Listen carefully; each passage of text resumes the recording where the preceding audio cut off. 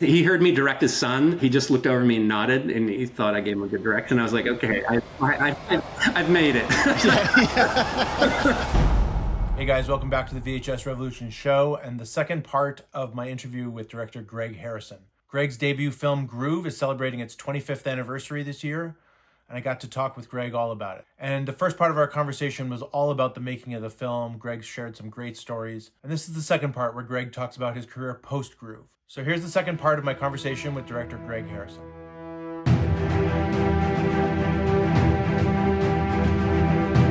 You and I met when I started working at Motion in 2010. Yes, Motion being entertainment marketing agency.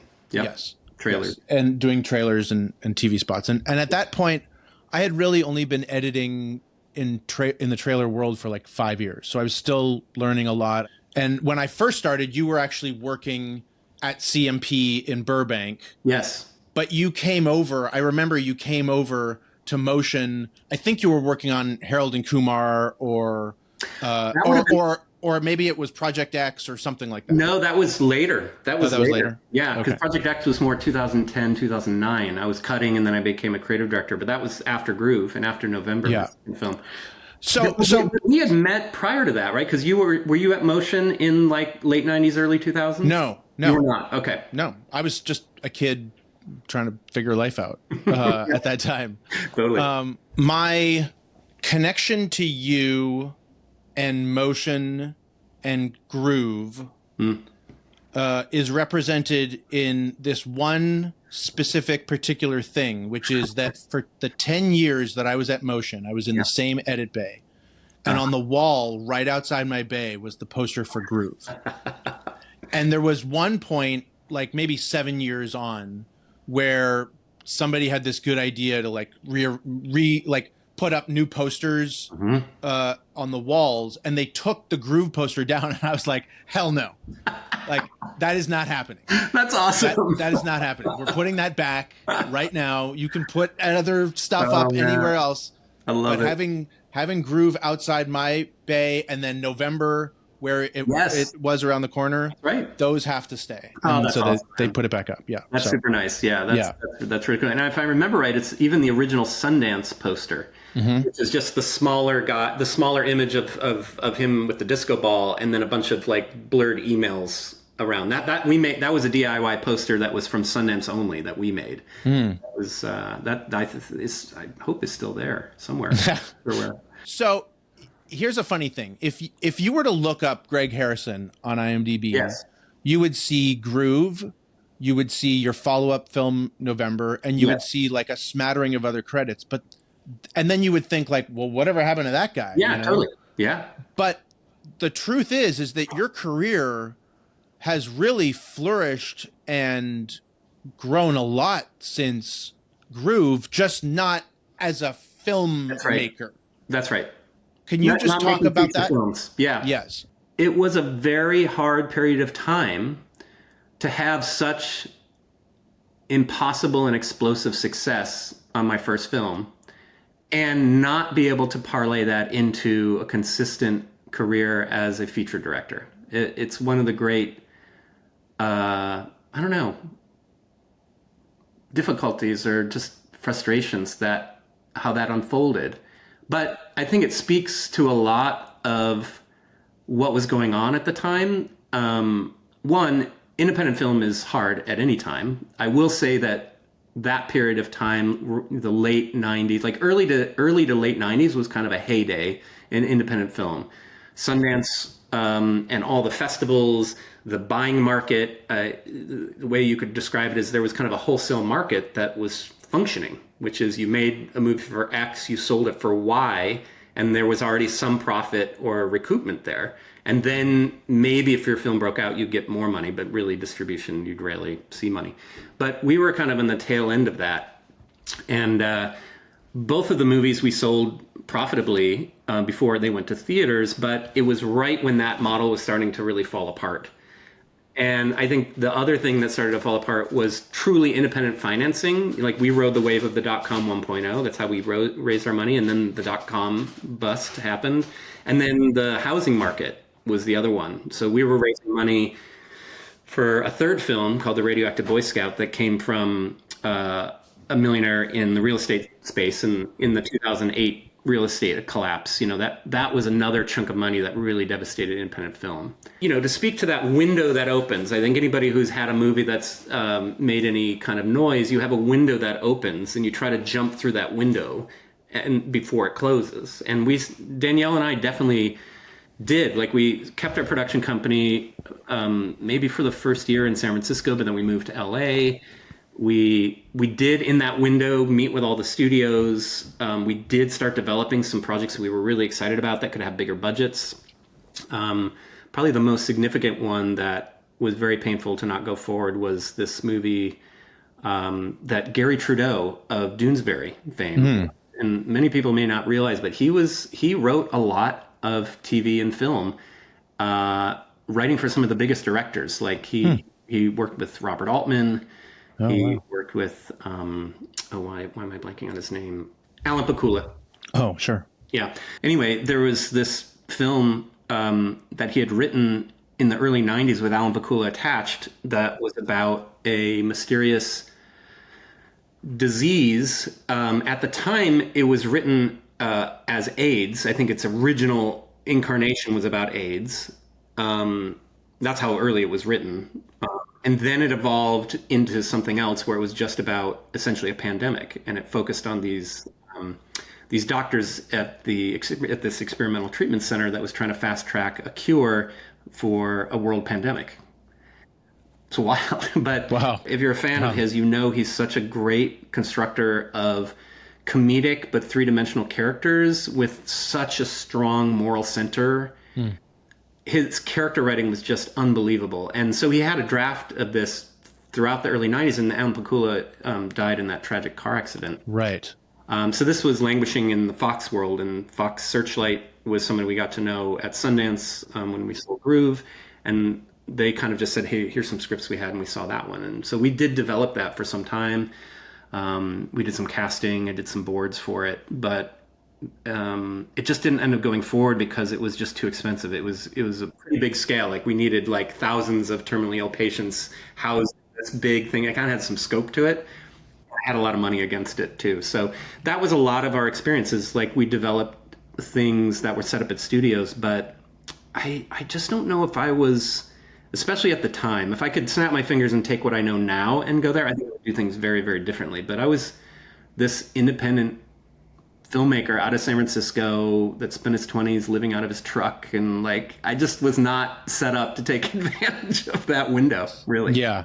So I think that largely, that window after Groove, we didn't make another movie, and then we made a movie with IFC in 2003, and it came out in 2004 called November. And that was, we just went back to our roots, which was a friend had written the script. IFC was shooting on digital. They were like, if you shoot on digital, we'll give you $300,000 and final cut. You get to do whatever you want. And that's how we made November. That was really the only other film besides The Radioactive Boy Scout was our third film. And that was we optioned a book. It was based on a true story of a kid in Michigan. And this was going to be a very personal film. A kid growing up in Michigan who, as a Boy Scout trying to be an Eagle Scout, created the core of a nuclear reactor in his backyard shed and was shut down by the federal government. And his backyard was declared a Superfund site. Wow. And that I developed at the Sundance Labs. I went back to the labs. We had cast, we had money, we were location scouting, and then the bottom fell out of the... And then, Janelle Brown, who is my wife, and she was, at the time, an aspiring novelist, now successful, but, here I am trying to make another independent film with no money, and she's trying to write, and we want to have kids. So it really was kind of what you were pointing to. Yeah, how can I take my love of film and filmmaking and directing and still do what I love? And that was really me coming back to motion and entertainment marketing right when streaming was exploding, and there was a lot of demand for original content and teasers, conceptual work. You could work on the sets of the shows. You could work with the talent. And any one budget from some of my commercials and promos that I've done were like 3 times the budget of this. So if you think about it, you spend 6 years writing and raising money and 24 days on set, and then another 3 years, and then 15 days on set. And here I was like on set with lots of money and toys 12 times a year and directing Larry David or whatever. So like it was a hard thing to let go of because I love film so much and I loved making Groove, and I saw how it might be possible for me to do something that was truly just whatever I thought I liked and did it and it have a life. But I think in the end, like the passion for just making stuff and finding other ways to make stuff, like that has given me a lot of satisfaction. It has, yeah. And I've been able to raise my kids with food and clothes. Right, which is very important. Which is a plus. Yes. Yeah. So this is kind of like going back a little bit, but you famously, we don't have to get into the whole trailer editing thing, but you were the first intern at CMP, right? Back in like 93 or something? No, 1990. 1990. I was the first. I was intern 0. Yeah. Yes. So then you would like work with Craig, and then take time off to go make Groove, and then work. Yes. And then go make November, and then work like so. You had this support system essentially all throughout this time, right? Craig Murray was a friend, a benefactor, a mentor. A colleague. I mean, he's just been my West Coast dad. It's been such a big part of me being able to find my way from Michigan to Los Angeles and to find a way to live through my creativity. Yeah, he's been a big, big part of that. And so having that internship, him giving me a job offer right out of college to edit, which I rewarded him by going freelance after 6 months. But he played the long game. He waited. Yeah. And then he invested in Groove, and then he invested in November, and then he's like, hey, do you want to be the creative director over in the Burbank office? And that was kind of a big transition to come and lead the creative at the Burbank office. And that's really where that second chapter came from, was taking all that I loved about filmmaking, and even my filmmaking colleagues, the DPs, the production designers, could I bring them over and make interesting things for entertainment marketing that were shooting things. So just so people know, you're kind of underselling all the amazing work that you've done in this, what you would call second chapter. Like you have created and directed some really amazing campaigns, award-winning campaigns. Thanks. Right? Yes. Yeah. Can you just tell us a little bit about like one or two, like what are some of the ones that you're like maybe most proud of or that most stand out for you? Yeah, the real advantage was being in entertainment marketing and pitching production meant we could work with showrunners, stars, and sets, right? Where we cut our teeth and some of the stuff I'm really proud of is with FX. So FX was one of the first TV networks that said we make 10-hour movies. We don't make TV, we make 10-hour movies, 10 episodes, 1 hour each. These are movies. We want to think theatrically. We want to shoot bespoke stuff. Stephanie Gibbons is an artist first, head of marketing second. And I saw a kinship with her, the way she talked about American Horror Story teasers or launching Fargo, the TV series. It was a filmmaker conversation. It was about theme and color palette and intention and tone. And that's really where I saw the path for me. And I really think interacting with Stephanie and that team and their ambitions, their filmmaking ambitions and their marketing was where I saw going next. So I would say of that era, the Americans season 1, when Americans was first launched, after reading the script, I had worked with a team of writers and I had come up with this idea of hidden in plain sight. That was kind of a way to articulate the theme of an embedded Russian spies in suburbia, right? And so I would just keep visual ideas as a filmmaker, and I just had this folder of techniques and stuff. So out of this was these parallax photographs where these warehouses were painted in splotches, but when you lined up a certain angle, you would see the pattern. And so that became really, I think, one of the first spots that we pitched, we won, we shot, and we cut, and it just was exactly what it should have been to tease show, but it was essentially a simple dolly, single shot down a suburban street, birds chirping, daytime. And you hear this strange radio coming in, and you see these flecks of red on this house. And you just come across the house, and the radio crackle gets louder and louder. And then it comes by the house and goes into super slow motion. And all the flecks across the car, the garbage can, all form the hammer and sickle.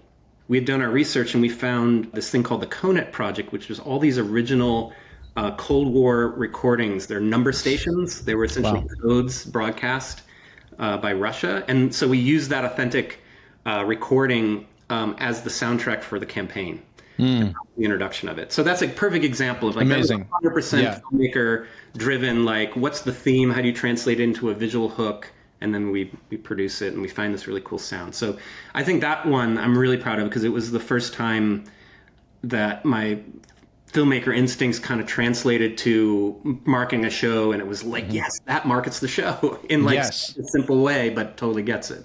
Yeah. So we went on to do really fun stuff, launching Fargo season 1, season 2, season 3, The Americans, so many great pieces on The Americans, and then we really kind of branched out to HBO and TNT. I would say probably another one that kind of for me is like one for the books and just sort of bucket list was directing John Oliver. Was at the height of his power when Trump got elected in 2016. Yeah. He was just we went to him, right? We needed to watch him. So he was big in HBO. HBO wanted to like spend money promoting him, and they're like, so we talked to Dan Zabolski and the team there about, you know, what kind of promo concepts could we do with John. John had the idea of could he be on the wrong sets? Would there be some way we could put him on the wrong sets? And that kind of idea grew into this, what came to be kind of almost like an HBO brand spot, right? And the voiceover you think is describing John, but it's actually perfectly describing a different HBO show. Right.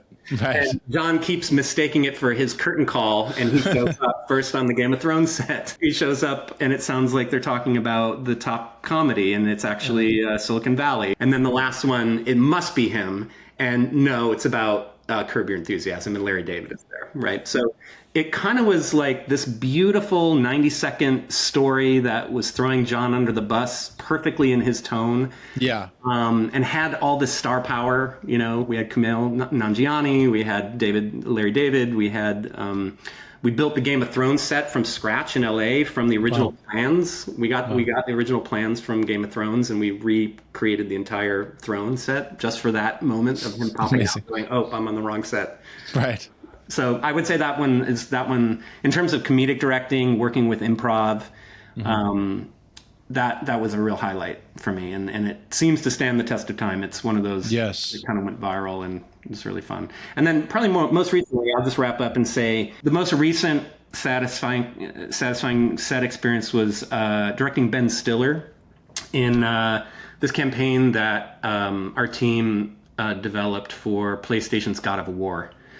It was a really great strategic insight that, you know, it was a very dramatic and violent video game, but they noticed online how there was this comedic tone among the fans when the God of War got a teenage son. So anybody that's familiar with the game, the God of War it's hard to raise a son even if you're a god, right? And it's Shakespearean and dramatic story in the game, but like online, it was just making fun of this, even a god is a shitty parent, right? Right. So that became this comedic premise that we shot like The Office, and it was the celebrity dads thinking they could take a page from the book of the God of War to teach their real sons or daughters how, you know, like to be better parents with their kids. So Ben Stiller plays the guy who drank the Kool-Aid dressed fully as the God of War in these sort of like therapy sessions, and we cast their real children. So it was the first time Ben had ever acted with his son. Oh, funny. And we also got John Travolta and his daughter, and then we got LeBron James and Bronny. Wow. That was so much fun. And, you know, I look up to Ben Stiller as a director, and I was terrified, you know, like it's very intimidating. But to his credit, he's such a collaborator. He's such about like making stuff. And he is an insanely talented director, but he was just an actor on set, and I couldn't thank him enough for that. You know, I think he heard me direct his son, And he just looked over me and nodded, and he thought I gave him a good direction. I was like, That's okay, good. That's good. I've made it. All the hard work was worth it for this moment. Totally. But that was a great spot. It crushed records for the game, but I'm just really proud of the community. What's interesting is I've been drawn to comedy. Yeah. And I didn't really set out to have a comedy reel, but I've directed Larry David 4 times. I've directed John Oliver, Jon Stewart. I've done like Sam B. I've done a bunch of stuff with her. And I just love that. And so I just sort of found that I had this knack for comedy. Does all this work scratch that filmmaking itch? Or do you still feel this desire to go and make another feature film? I would say being on set at least a handful of times a year, even though, I'm now the chief creative officer, so there's a lot of oversight. But I always try to find my way onto set because it's fundamental to my joy. Yes. To be honest. Right. And yes, I think I still watch films. I still think about films a lot. Go to special screenings at the DGA, love Q&As. I'm just still I just love the craft and the storytelling and just the whole vibe of caring about films and stories, just like you do. Like just seeing all the movies you love, and you can think of when you saw them and all that. That never goes away. And so, there's a piece of me that wishes that I could do long form. And I think the opportunity I missed was the jump from independent film to television. Right. That would have been the smart window to jump through that I didn't really understand until much later. That wasn't as it wasn't as prevalent in the early 2000s. No, it wasn't. Was it? There was like TV directors and there were movie directors. Yes, but independent film and in some cases film in general went over to TV, right? Yeah, it really did. And people like Miguel Arteta and some other people that I came up with at Sundance, they made their way over to TV in a way I didn't. So that might have been a chance for me. But so I do long for it occasionally, but I would say I'm pretty satisfied, being able to still be on set and work with this talent and have some interesting concepts to work with. And then really mentoring the next generation. There's a lot of people that have come up through. I do love, we've had so many generations of filmmakers that have come through, and then they do, promos, but now, Andrew Aubert is one. I don't know if you know Andrew. At Motion. He still freelances with us, but now he just made a short film, and he's working on his personal work. So Michael Smye. Community of, did you work with Michael Smye? Michael Smye, of course. I just shot, and the last thing I directed was a brand spot for HGTV, and he was our DP. That was so fun. Yeah, he's another one mentoring up through the ranks. He was on the FARGO campaigns and then all those early FX things. Yeah. Well, Greg, thanks. So fun, man. This was so fun. I'm glad we finally did this. Me too. Thank you so much for giving your time. This is a great film, and thanks so much for all the work that you put into making it. And thank you so much for talking to me. I appreciate your enthusiasm for it, and I'm glad it lives on. Yeah. It's really fun. Okay, that was the second part of my conversation with director Greg Harrison. Greg, thanks again for coming on the show and sharing so much of your life with me. If you want to see the first part of our conversation all about Groove, the link is in the description below. As usual, if you enjoyed this episode, please consider subscribing to see more content like this. I have more great episodes coming up. And with that, I'll see you next time.